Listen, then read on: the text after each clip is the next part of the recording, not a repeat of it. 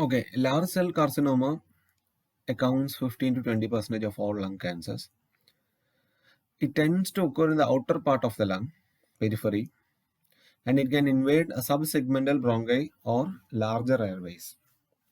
Here metastasis is slow, but early metastasis can occur in kidney, liver, as well as adrenal glands, but metastasis is slow. Respond to radiotherapy, but recurring can be predicted.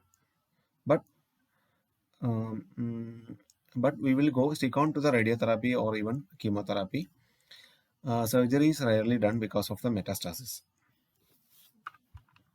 So that is all about large cell carcinoma. It accounts 15 to 20% of all lung cancers, mainly occurring in the periphery of the lung. It can even invade to the subsegmental bronchi as well as larger airway.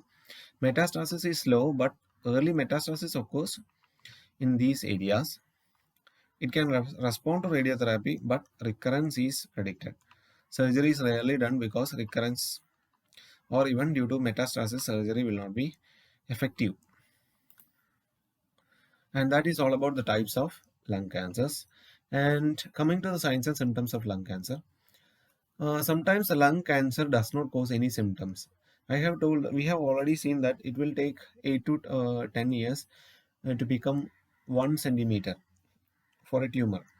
So the signs and symptoms will not be evident. Sometimes a mm, routine X-ray will find out this cancer. So signs and symptoms also depend upon the location, size of the tumor, degree of obstruction, and existence of the metastasis. So depends upon these factors.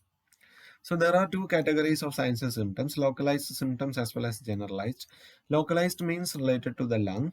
Generalized means overall body symptoms based on this cancer. So coming to the localized signs and symptoms, that is depend upon the lung.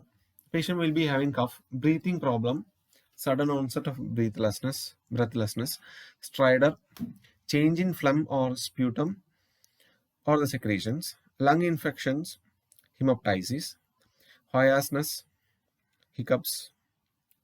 So hiccups is occurring when the when the tumor is enlarging the size and irritating the phrenic nerve. Hoarseness is occurring when the tumor is compressing the laryngeal nerve. Weight loss it is occurring, it is a part of cancer related cachexia. Cachexia means wasting of muscle due to cancer. So chest pain and chest tightness will be is mainly due to the tumor size, the compression. Along with that, the patient then other thing is change in phlegm or sputum. I have already told that there will be hyper secretion of mucus, pathological changes we have studied in pathophysiology, and hyperplasia of the number of cells, hyperplasia of the cells. So due to those problem, the patient will be having changes in phlegm. Sudden onset of breathlessness and stridor, it is occurring when we have already seen that bronchogenic. So bronchi can be partially obstructed. So breathing problems, cough and all is expected. Okay. And Pancoast tumor, Horner syndrome, superior vena cava syndrome we'll see in next slides. Besides that, there will be pleural effusion and fatigue. Pancoast tumor, it is also termed as pulmonary sulcus tumor because it is present in the pulmonary apex or upper lobe. It will spread to nearby tissues such as ribs, vertebra, blood vessels and nerve. So surgery is very difficult, controlled with radiation as well as chemotherapy. So pulmonary sulcus tumor is termed as Pancoast tumor. Horner syndrome, the growing tumor can compress associated arteries, associated vein, nearby nerves, and related to that a range of signs and symptoms can be expected. That case is termed as Horner syndrome.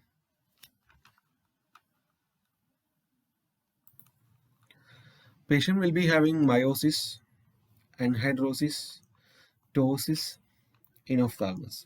So in ophthalmos is what is it? Displacement of the eyeball due to weakness in the muscles, eye muscles. And ptosis means drooping of eyelid, drooping of eyelid. Okay. And hydrosis means absence of sweating. And other things is meiosis. Meiosis means, what is meiosis? Construction of the pupils. So these all signs and variety of signs and symptoms is occurring due to compression of the nearby nerves as well as veins and arteries.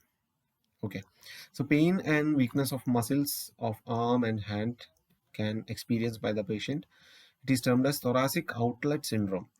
That is mainly due to compression of brachial plexus. Hoyer's voice and cough commonly due to compression of laryngeal nerve. And other feature is superior vena cava syndrome. So this condition occurs when the superior vena cava is compressed by the tumor. So the blood supply is being blocked by the tumor.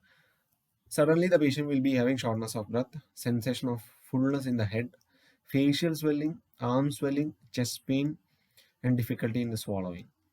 So that is superior vena cava syndrome, compression of superior vena cava by the tumor. And coming to the generalized signs and symptoms, patient can experience bone pain, headaches, mental status changes or neurological findings. General symptoms: abdominal pain, enlargement of liver, hepatomegaly, gastrointestinal disturbances like anorexia and cachexia, jaundice, weight loss, all these things can be seen. So there are some early or late signs and symptoms of lung cancer. Early signs like cough or chronic cough, dyspnea, hemoptysis, chest or shoulder pain, recurring temperature, recurring respiratory infections. So in these cases, dyspnea as well as hemoptysis we will be noting. Other things, chest pain, shoulder pain, cough or chronic cough, recurring respiratory infection, recurring temperature, this is usual actually. Commonly we will consider this as normal and we will not be serious enough. Late signs like bone pain, spinal cord compression, chest pain, tightness, chest tightness, dysphagia, head and neck edema, blurred vision, headaches, blurred vision and all due to compression of the associated nerve. Okay, weakness, anorexia, weight loss, cachexia, liver metastasis, or regional spread, or signs and symptoms related to that. We can diagnose the case by complete history and physical examination. What all history you will be collecting? The habits of patient, whether he is smoking, what type of occupation he is in, whether anyone in the home is smoking, because passive smoking is dangerous than active smoking. So after hearing this video, you have to WhatsApp me personally why passive smoking is dangerous than active smoking. Okay, if the first answer will get a small prize from my side. Okay, other diagnostic features, a physical examination we can do. What are things we can find out from the physical examination? Irritability. Patient will be irritable when he is dyspneic, dysphagia. Okay, blurred vision if there is metastasis, neurological status changes, and cough. What else we can find out? Ptosis, anophthalmos. We can ask with the patient, and hydrosis, absence of sweat. All those things we can collect. So history and physical examination, you can add points here. Sometimes a 5-mark question is coming, diagnostic features of lung cancer. You can explain and write history collection and physical examination, right? Other things are chest X-ray, CT scans. Questions will not come like that. Okay. MRI, sputum cytology, transthoracic fine needle aspiration, positron emission tomography, bronchoscopy, mediastinoscopy, video assisted thoracoscopy.